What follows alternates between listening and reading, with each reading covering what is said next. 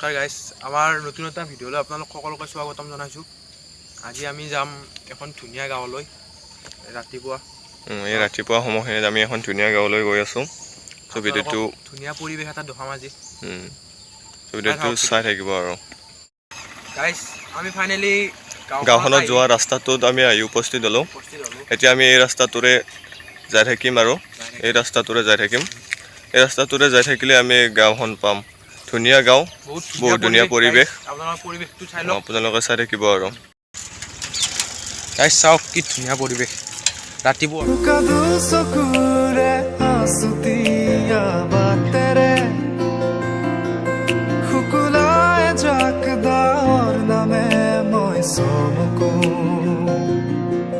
কপাহী চাদৰৰ সেমেকা আচলখনে মাতে শীত জোনাককে মই চমকো। ধুনীয়া পৰিৱেশ। 7টা বাজিল গাইজ, বেছি দেৰি নাই, সেইকাৰণে মাৰিছোঁ। প্ৰাণতে তুমি অংকিতা দুচকু তোমাক আঁকো। উশাহৰে গহনা তোমাৰে ছবিতে আবিৰ খানো।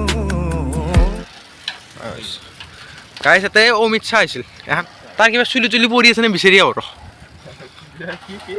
চুলি তুলি পৰি আছে নেকি তাৰ।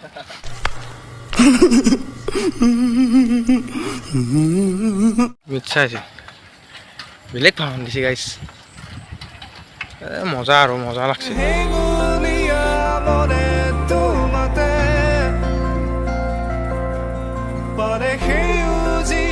প্ৰেমৰ বতৰা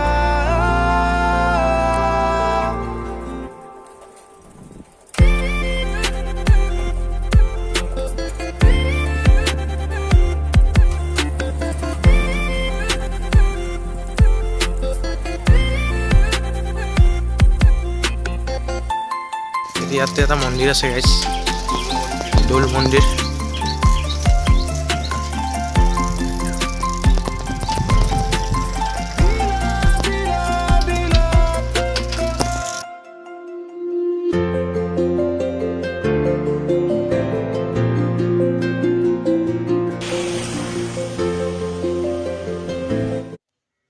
এইটো কি বুলি কয় ভালদৰে নাজানো, শংকৰ মাধৱৰ কিবা চাগে।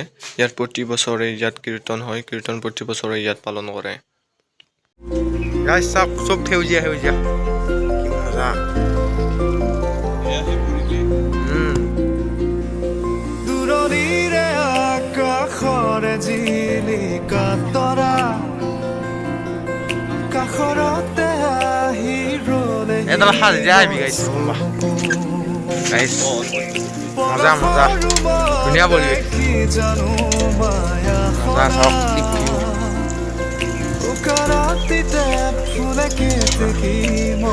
ই হাতেৰ দিয়ে আইছে কিবা সোধব। হাতেৰ দিকে আইছে, হাতেৰ দিকে আইছে। আজি টিভিত দেখাম ৰ তোক, চাই তো ই চিগাৰেটৰ পেকেট থকা মানুহটো।